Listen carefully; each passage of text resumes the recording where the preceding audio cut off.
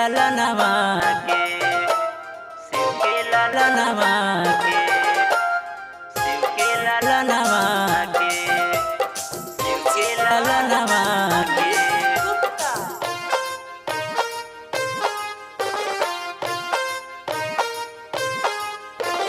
गणेश चतुर्थी बहाना न करिहा मानी कहनवा के, गणेश चतुर्थी बहाना न करिहा मानी कहनवा के।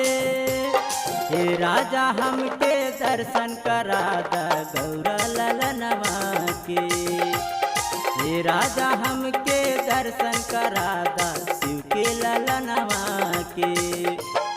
गणेश चतुर्थी बहाना न करिहा मानी कहनवा के, गणेश चतुर्थी बहाना न करिहा मानी कहनवा के।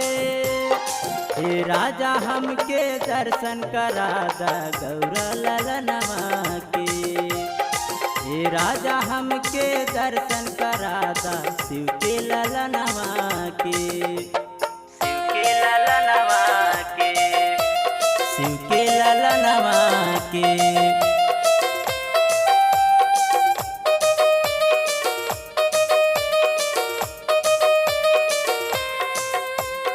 शिव के ललनवा के, शिव के ललनवा के।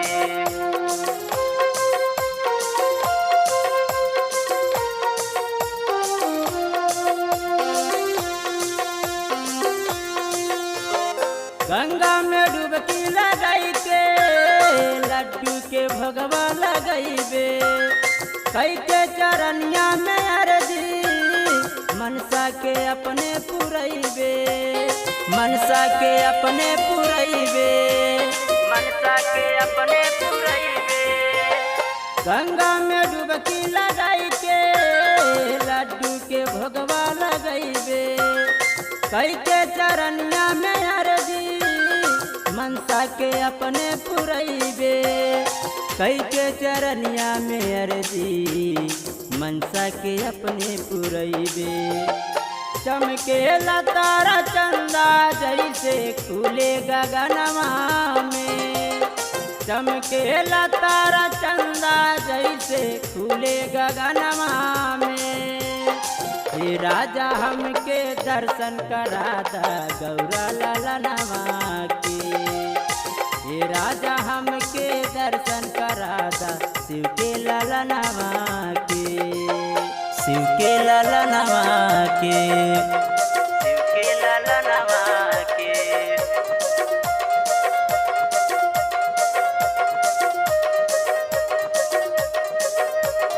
शिव के ललनवा के, शिव के ललनवा के।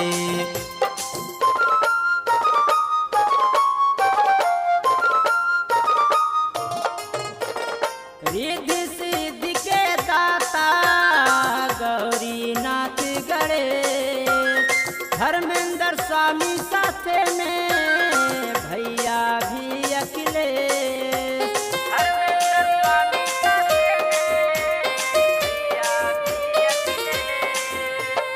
रिद्धि सिद्धि के दाता गौरी नाथ गणेश, धर्मेंद्र स्वामी साथे में भैया भी अखिलेश, धर्मेंद्र स्वामी साथे में भैया भी अखिलेश।